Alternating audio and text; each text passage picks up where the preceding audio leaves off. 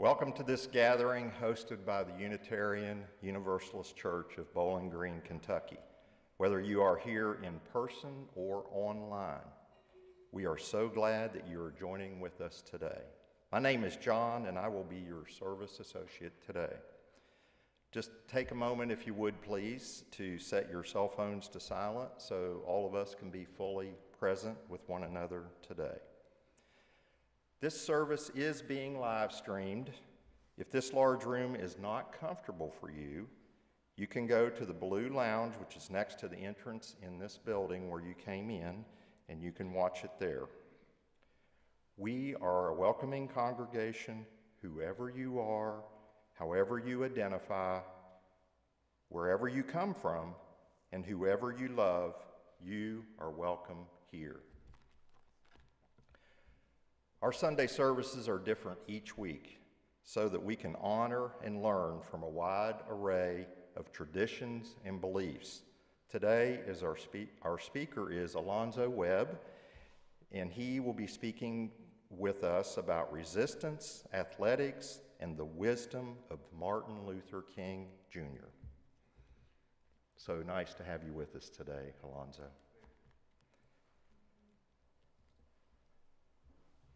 For Unitarian Universalists, the flaming chalice is a symbol of the light of learning and the love of our community. As our congregation's chalice is lit, we invite you to light your own chalice at home. This morning, our chalice will be lit by yours truly, and I'm going to invite Lisa up to do our readings.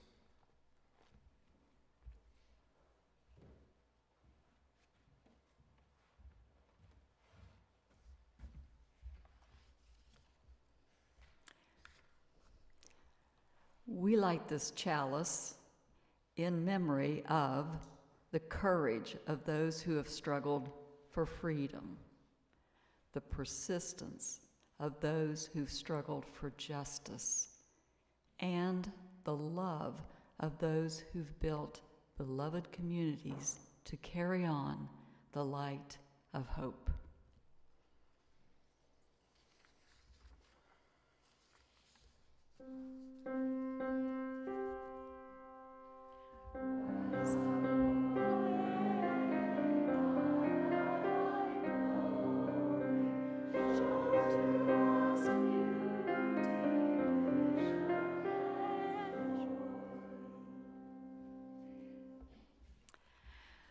The Reverend Kathleen Rollins reminds us that we gather together these next few days, especially to remember Dr. Martin Luther King Jr.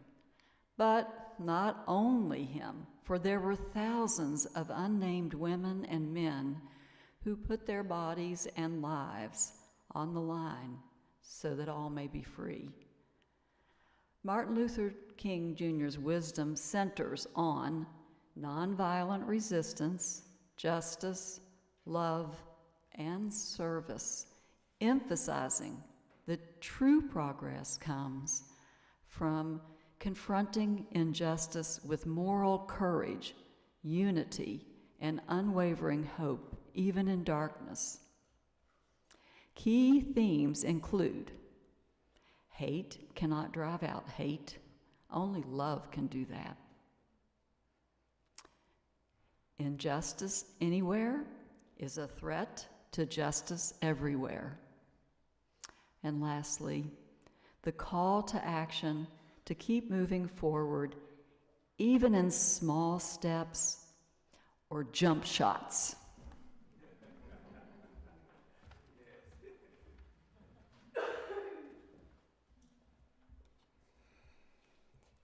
And now it's time for a song. My Life Flows On. The words will be on the screen. It is number 108 in your gray hymnal, if you choose to use your hymnal. Yeah, please stand as you're willing and able.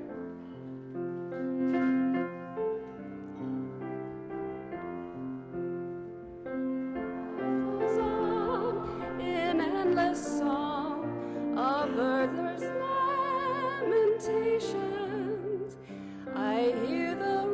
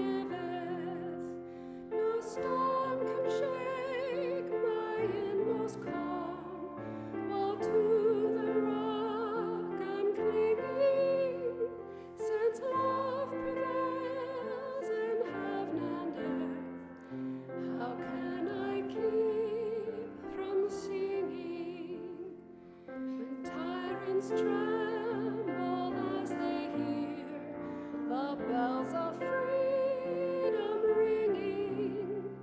When friends rejoice, both far and near, how can I keep from singing? To prison cell and dungeon vile, our thoughts to them are weeping. When friends by shame and defile, how can I keep from singing?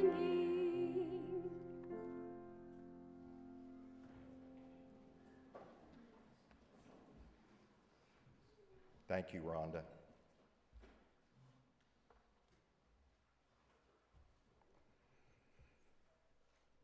And now we will have a unison reading if you choose to participate. We will be doing the first and eighth principles.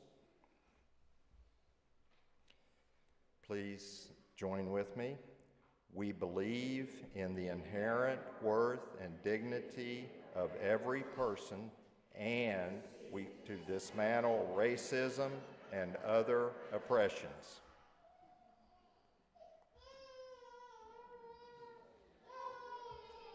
It happens to all of us.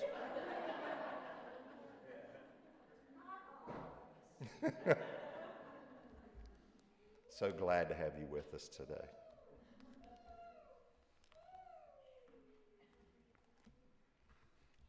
Actually, it's time for the children's recessional. So we have programs, religious education programs for children. If you would, please join with me while we sing the children out. Go now in peace, go now in peace. May the love of God surround you everywhere, everywhere you may go. And Sharon, if you need more helpers because of the turnout today, send somebody in to get one of us. Yeah. Yeah, this is great.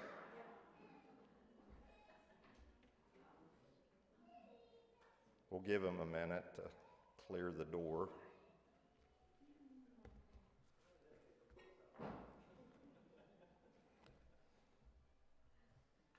Because we didn't feel like the little ones could sit through a silent meditation, we now get to join in inviting the singing bowl and a silent meditation. We will have a few moments for meditation, reflection, and prayer. The singing bowl will lead us into the silence. After the silence, you are invited to join in the song Spirit of Life, the words of which will be on the screen, and it's number 123 in your gray hymnal.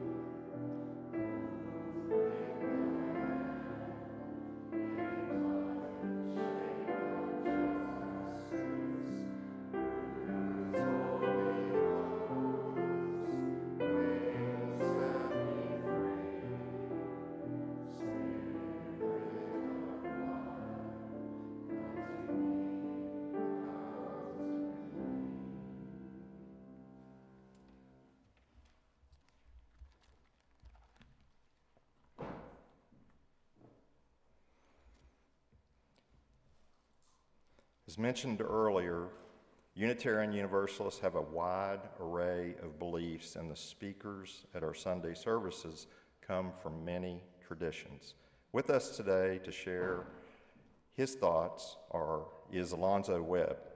Alonzo was born in Glasgow, Kentucky, in a segregated black community. He attended Ralph Bunche High School, which consolidated with Glasgow High School, played basketball and baseball there, and graduated in 1966.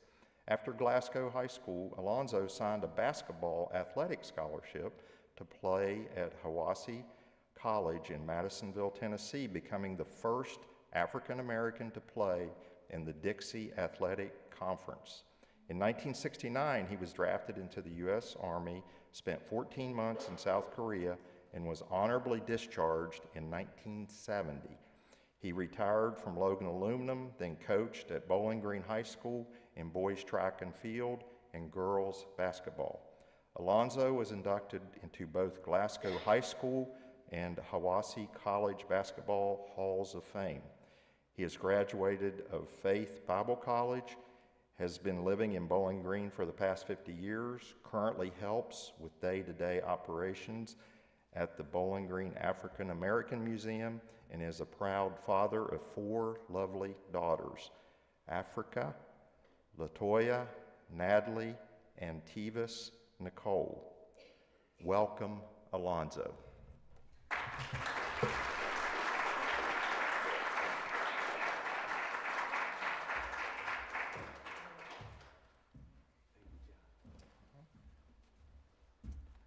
Good morning. Thank you, John, for that introduction, and it's good to be here, and always giving God the praise, always thank Him for everything. And at my age, I just thank Him for my mind, that He has allowed me to think back and then come forward. And to this congregation, I want to thank you as well for your warm spirit and your support to the African American Museum. And I was talking to Diane, and we are going to schedule a time where y'all come to our museum for a tour. And I'm definitely looking forward to that in the near future. I guess Diane and I will sit down and try to do that in February, okay? So I talk pretty loud, so I don't want to blow you out. So, because my voice carries. Yes, but I enjoyed the services so far and glad to be here. So what I would like to do today is speak on resistance of black athletes, race and sports in the South in the 1960s. That was the era I was playing. And Dr. King's wisdom and impact and what that meant to me. Because when I was playing in the South at Hiwassee, it was a comfort to know that some areas that we was going to, there would be some resistance because we was playing on an integrated team, and sometimes it was kind of hostile, and but I was always myself personally was thankful that Dr. King and this movement was somewhere around. So what, there was just for protection for me as a young 18-year-old. That meant very much to me, being away from home, from Glasgow, and when I went down to Hiwassee, which it's in East Tennessee, around Knoxville, Tennessee, is where I went to school. And it's a little bit different than here at this time when we definitely played in the South. So I'll speak a little bit on that and share some information with you all. I love to speak. I hated that the children, I love speaking with children, but they left out. but I'll share some information with you all, and I think you will enjoy that. And they can look at it later. But First, I would just like to say the T-shirt here that I wear to honor Dr. King is the statement I have on this T-shirt here says that in the end, we will not remember the words of our enemies, but the silence of our friends. And sometimes I jotted down a few things to stay online, and sometimes we hear a lot about Dr. King, and sometimes it's repetitive, but some things that you hear, but I think we just need to keep saying them, to have an impact, what I'm saying, on society. And I know a lot of things will be going on today, tomorrow, and the whole week. And but I would just like to say, just to kick off, my prayer is to move beyond remembrance and recommit ourselves to action, to learn, to embrace nonviolence, speaking up against hate, social injustice, to build a better American world, one grounded in love, dignity, compassion toward others, and shared responsibilities. Dr. King, impact on school desegregations, and was proud, profound, driving legislatures like the Civil Rights Act of 1964, which banned racial discrimination in public schools and inspired integration beyond legal mandates by emphasizing education as a tool for social change, character development, and fulfilling the promotion, the promise of John Brown versus Board of Education. He used nonviolent protest and leadership in movements like the youth marches for integrated schools to challenge systematic barriers, ensuring school became pathways to equality, not just institutional perpetual inequality. His efforts helped pass the Civil Rights Act of 1964, a pivotal law that made racial discrimination in public education illegal.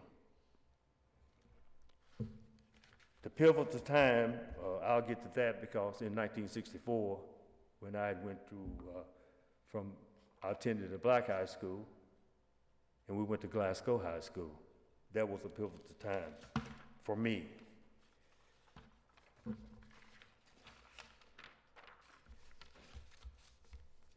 Growing up in Glasgow, Kentucky in the early 1960s, I was too young to understand the troubling times, especially in the Deep South. Things was going on in Montgomery, Alabama, say in '63, when I was in junior high school in Glasgow, Kentucky. We wasn't getting a lot of news about what was happening down there, because TV wasn't like it is now. News media was not like it is now. So, we didn't know. It was,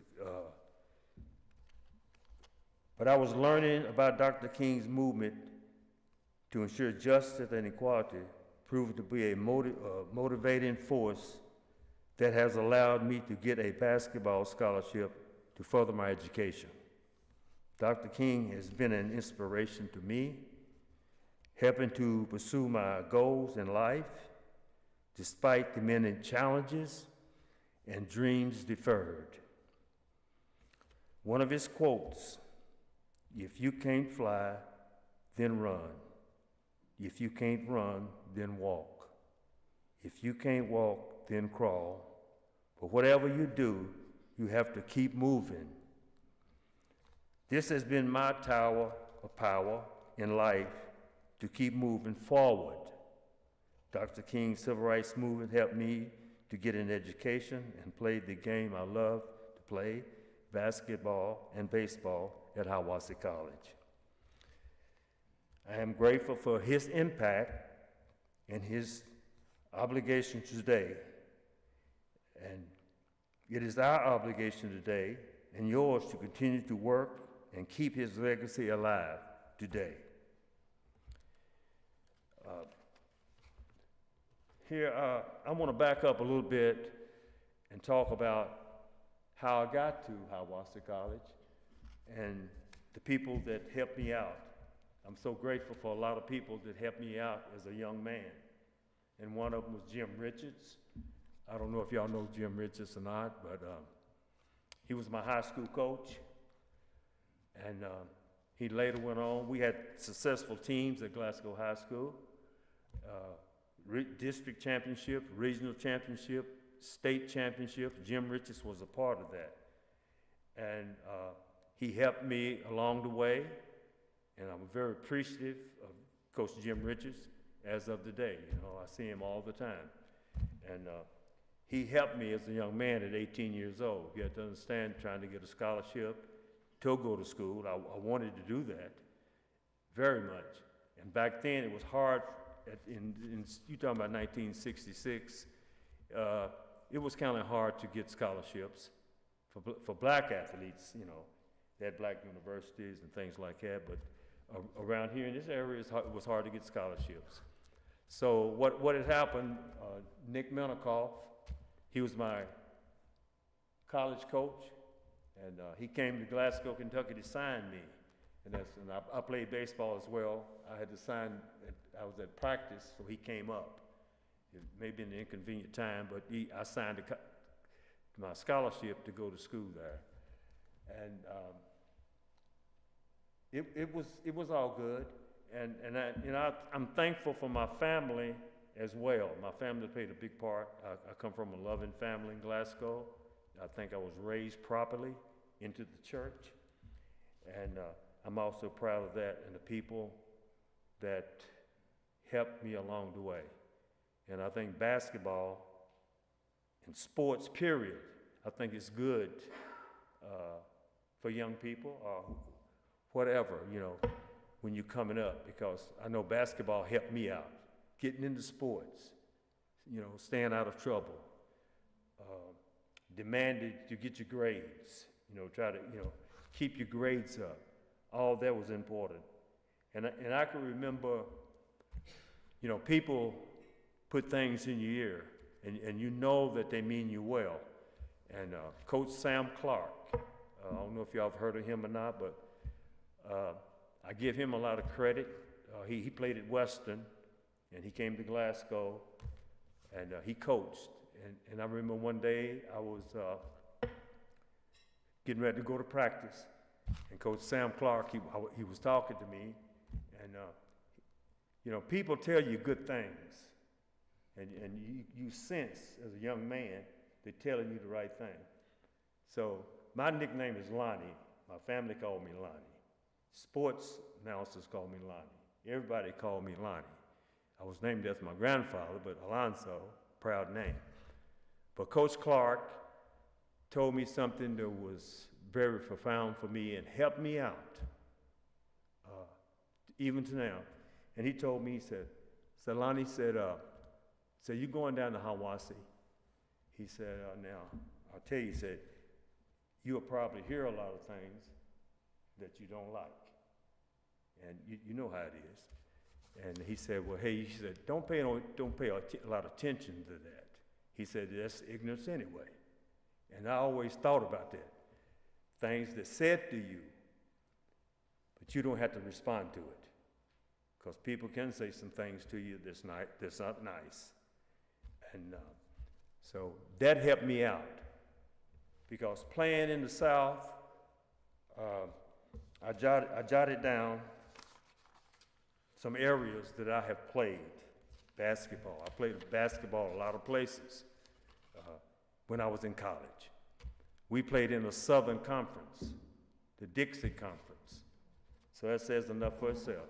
But we were the first, and Johnny Swan, this is my college team, and number 20 is Johnny Swan from Rockwood, Tennessee. Great athlete. And you know, back then when you signed scholarships to go to school, they always recruited two. because you didn't be by yourself, and your roommate, you know. You always said too, at Western or whatever school you go to, at Vanderbilt. Now, Perry Wallace I had a book here that I want to share with you all, and I hope that a lot of you all get this book because Perry Wallace, Strong Inside, he was the first black athlete at Vanderbilt University. Brilliant gentleman, and I hope you all can get this book and read about some of the experiences he had and we had playing in the South. There was a lot of things that went on. He experienced a lot of racism, remarks, black cats thrown in the gym. We experienced a lot of that. Confederate flags was thrown at us. We was up in Roanoke, Virginia. We had to go up and play them. Ferrum College. We had checked into the motel room after the game. We went up and played Ferrum. We was in the motel room for about 10 minutes. The coach told us, said, we have to leave. 2 black guys on the team. From Roanoke back to Madisonville, Tennessee is about over 200 miles. So we had to leave. We had planned to stay, but we couldn't stay. And we had planned to go out and eat, but we couldn't do that, so we went on back. Those are some experiences that I have experienced, Johnny Swan and I. That's Perry Wallace, great man. He was at American University, at American University in D.C., Harold, I think and he was a lawyer. Didn't get to meet him, but I did get to meet his family. But he called me. I had a chance to talk to Perry Wallace on the phone. I attended his memorial at Vanderbilt. I thought enough of him of that. I met his family. Guthrie Dillard was his roommate. He was from Detroit, Michigan. He came down to Vanderbilt, and there was 2 there at Vanderbilt, 1966.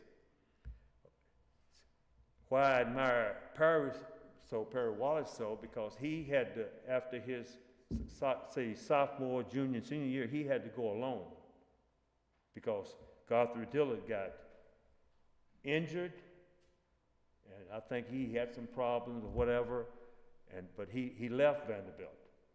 He was injured, still on scholarship, still had his scholarship, but he left, went back to Detroit.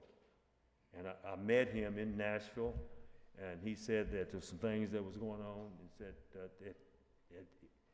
that he just didn't have the thick skin for it, and he left. But Perry went on and graduated from Vanderbilt University, great man.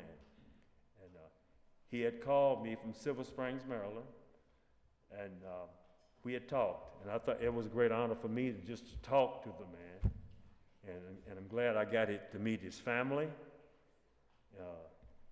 So that was good. I met Guthrie Dillard in Nashville. Johnny Swan, my teammate, he went on. When I use that term, a dream deferred, after I had finished down in Hiawassee, I was getting ready to go to, I could have went to Jackson State, Mississippi. We had scholarships. I had signed to play at Florida State University, and I had to finish up some summer work at Hiawassee. And what happened, that dream deferred, was when Dr. King got killed in 1968. I was in Tennessee. I guess you'd say I was kind of an angry man at that time. A lot was going on. I was really hurt, and there were some things going on in Tennessee I didn't like. I didn't finish up my hours like I was supposed to, and I didn't even march for graduation. I called my sister and told her to come and get me. So at that time, I was about almost 20 years old. Went to school down there for 2 years, and I left. Probably a bad decision, but as a 20-year-old, you know, sometimes you don't make the right decisions. But, you know, that's how it was. That dream deferred. So I came back to Glasgow, Kentucky, my hometown. Got a good job, worked for Western Kentucky Gas, making some pretty good money. Got a car, running around, and having fun. But the sad thing, I got drafted. So, hey, look here. I told Brother Harold, I said, no, because we were getting ready to go to Vietnam. So I figured, I said, well, I didn't even want to go to Vietnam.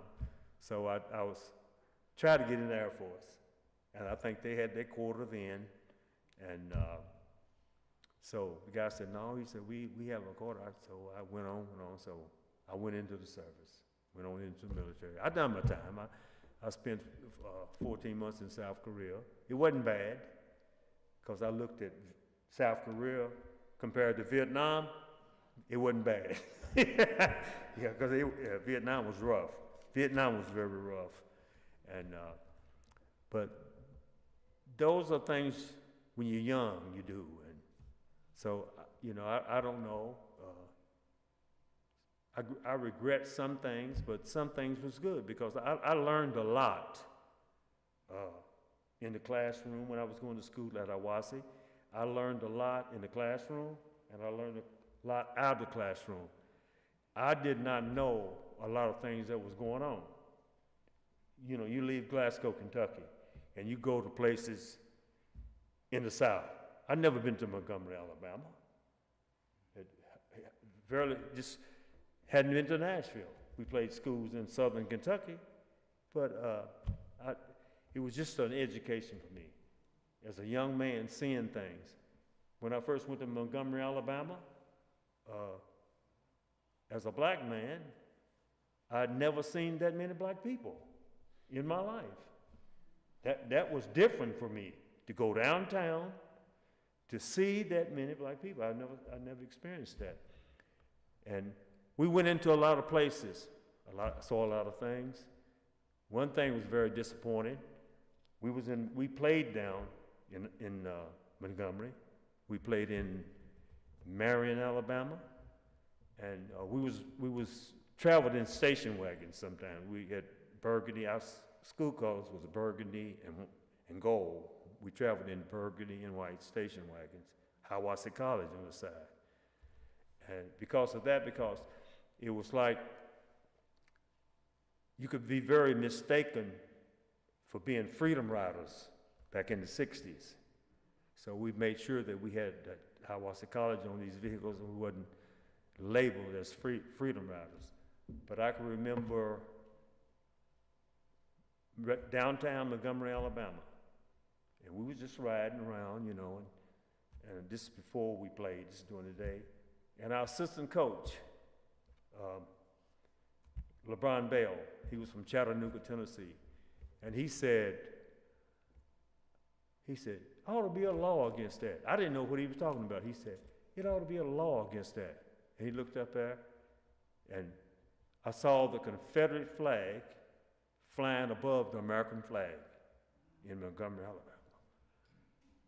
And that was a pretty sad situation.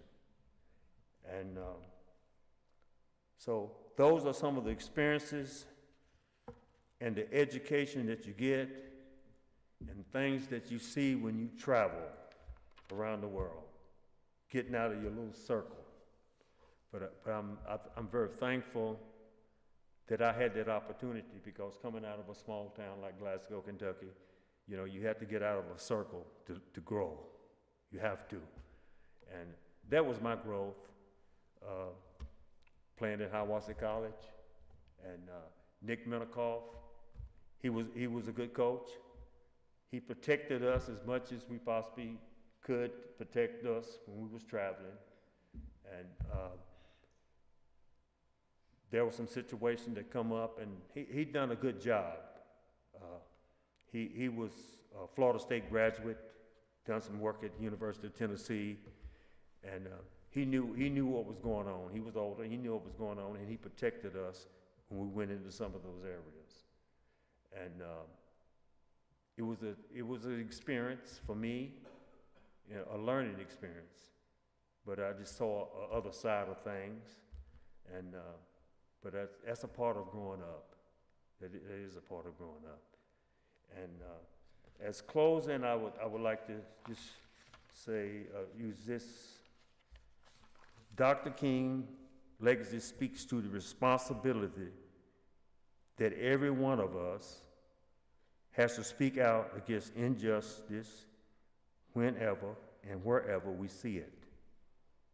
He who idly accepts evil is as much involved in it as he who helps to perpetuate it. Dr. King, his word still is relevant today as injustice and oppression continues to run aggressively in our nation. Time to reflect. We will speak up against silence. History is watching us. We have to speak up. And that would be my message today. I think we still have to speak out against injustice that we see even now in 2026. So, thank you so much.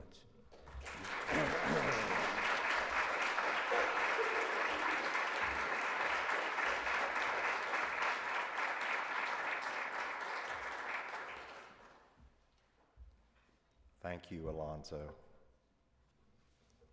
Will you be able to spend a little bit of time with us after the service? So if you'll be entertaining conversation after the service during our refreshments across the way? Okay, so. And I definitely want to speak about a book that we have too. Okay, so we have refreshments after service, in case you couldn't tell, and it'll be across the way, and there's a little breakout room to one side that has a round table, which is a little easier to hear each other. So maybe after, give Alonzo a chance to obtain a refreshment or two, then you can gather with him to share your thoughts and have conversation and talk about books and other things. So thank you again, Alonzo. We really appreciate you visiting with us today and sharing your message about your life experiences. Good reminders. Thank you. And now we will like to invite people to consider membership if you're curious. If you have questions about the Unitarian Universalism, or about joining this congregation, please speak with a member of our membership team. Do we have anybody here today? Yes, we have. Yes, I see hands. And don't worry if you want to speak to one of them and you can't remember after service, just ask any of us and we'll point you in the right direction. You can also email at membership here at our church, email address uucbg.org. And then on second Sundays after the service, which will be 3 weeks from now roughly, you can join in a Q&A session with our membership team in the library after the service. And now we will move on to our offering. Let there be an offering to sustain and strengthen this place, which is sacred to so many of us. We are a community of memory and of hope, and we are called to be the keepers of the dream. Our dream includes a world where all are free from suffering. And so, on this third Sunday donation Sunday, we are donating to Guest at Your Table, and we've been talking about this topic for a couple months. And today's the day we're gathering your donations. And as a reminder, the Unitarian Universalist Service Committee, UUSC, through its Guest at Your Table program, accepts donations for over half a century and counting. UUSC has worked with faith communities across the country to bring our partners' stories and experiences to your family table. The long-running Guest at Your Table program is to support our shared efforts to advance human rights worldwide. Checks can be made out to UUCBG, but please designate it Guest at Your Table in the memo line if that is where you would like the money directed. And feel free to use the envelopes for cash if you so desire. And thank you for your generosity.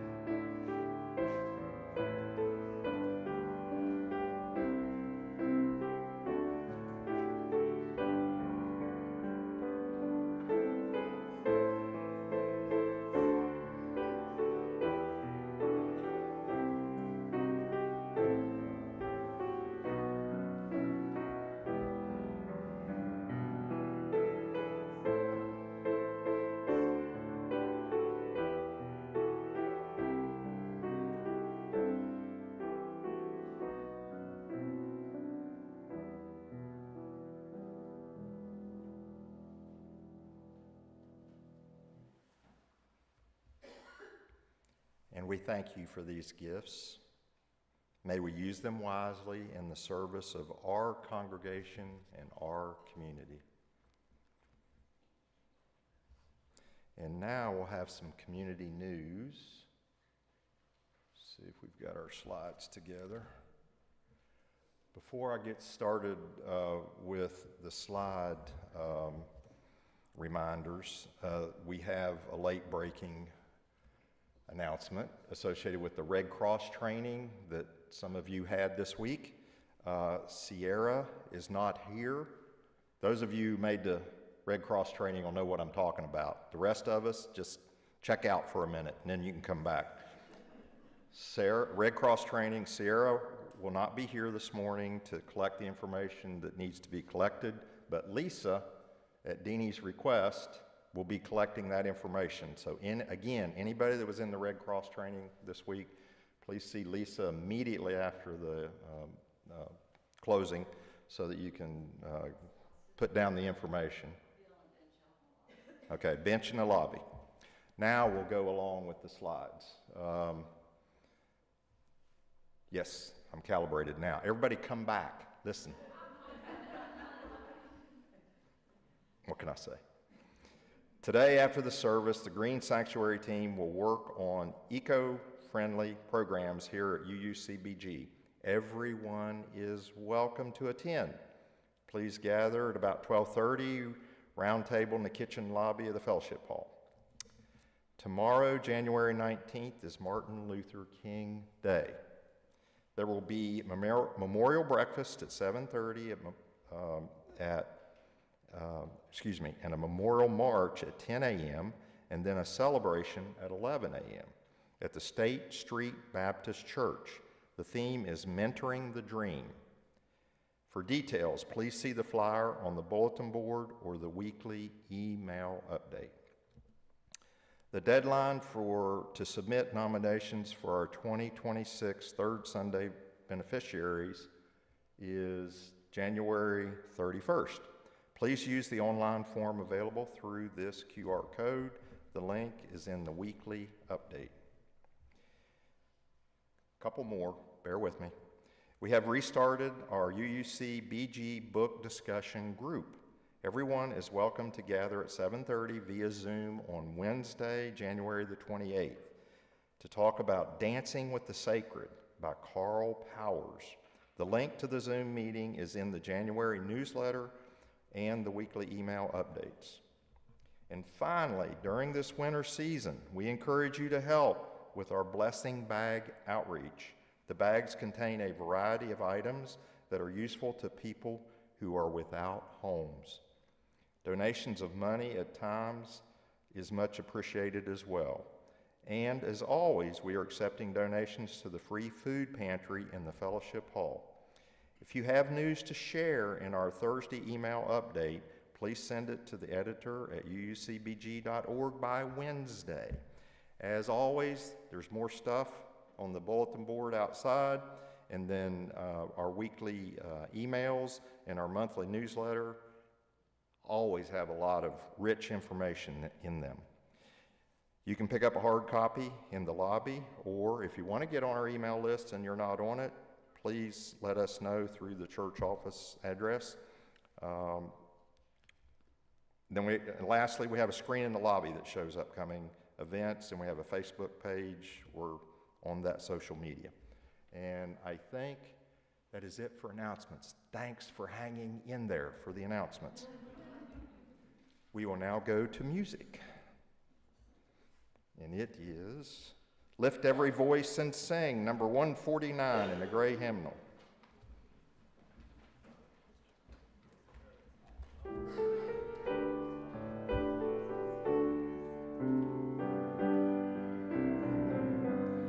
Lift every voice and sing till earth and heaven ring with the harmonies of liberty. Let our rejoicing rise high as the listening skies. Let it resound loud as the rolling sea. Sing a song full of the faith that the dark past has taught. Sing a song full of the hope that the present has brought us. The rising sun of our new day begun.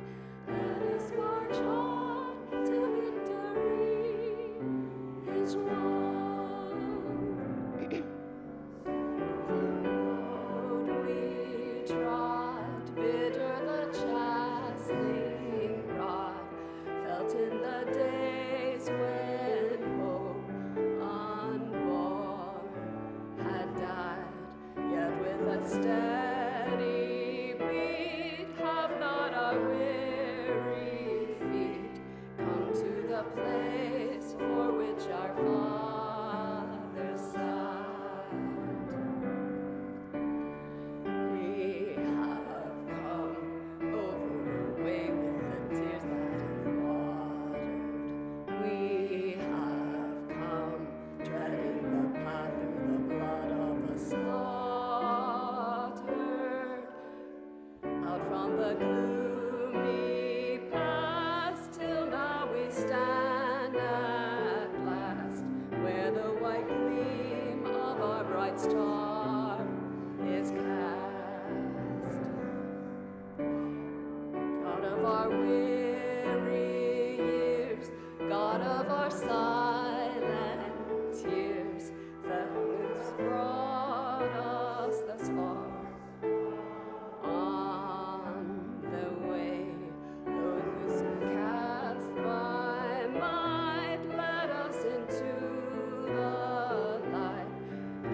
forever in the path we pray, lest our feet stray from the places, our God, where we met thee, lest our hearts drunk with the wine of the world we forget thee, shadowed beneath thy hand, may we forever stand true to our God, true to our native land.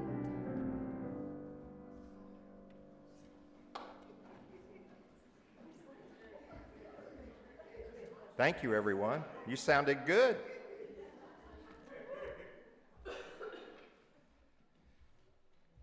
And now I would like to invite Diane up for the final reading.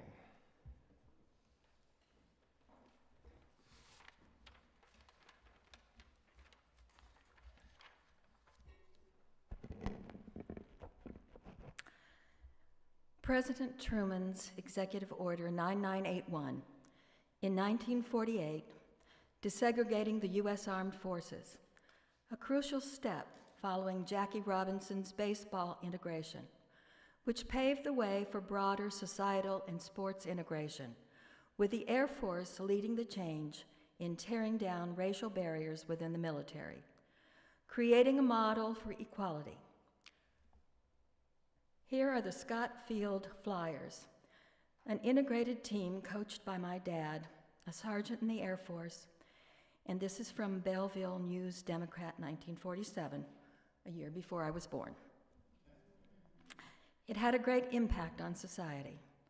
The military's integration served as a powerful catalyst, showing that racial barriers could be overcome and influencing later desegregation efforts, including Brown versus the Board of Education and the Montgomery bus boycott. Let us remember the struggle and not hide the past, but also, in UU Reverend Tess Baumberger's words, may we go forth to meet oppression with freeing justice, hatred with healing love, and despair with unfailing faith. May it be so. Amen.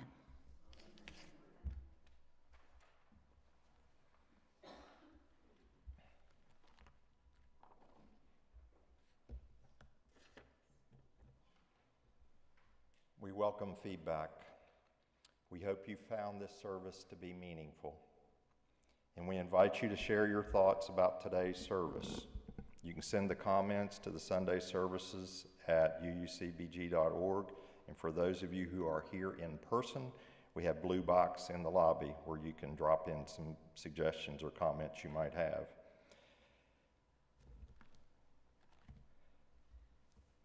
Next Sunday is Reverend Ann Toulouse, Love and Apocalypse. And now we will say farewell to those of you who have joined us online. We invite you to join us again, either in person or online. Until then, be well and go in peace.